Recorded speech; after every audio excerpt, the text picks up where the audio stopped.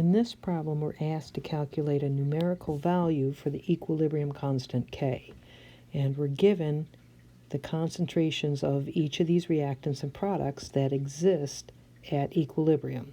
Remember, at equilibrium, the concentration of reactants and products are no longer changing. They're held at a constant value.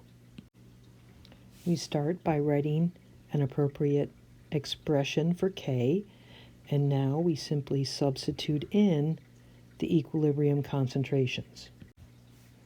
So we plug in the appropriate equilibrium values and calculate a value of K. Looking back, we can only justify 2 sig figs. So we have a final value of K is equal to 55. Now, K values are unitless, so we do not need to put any units on this.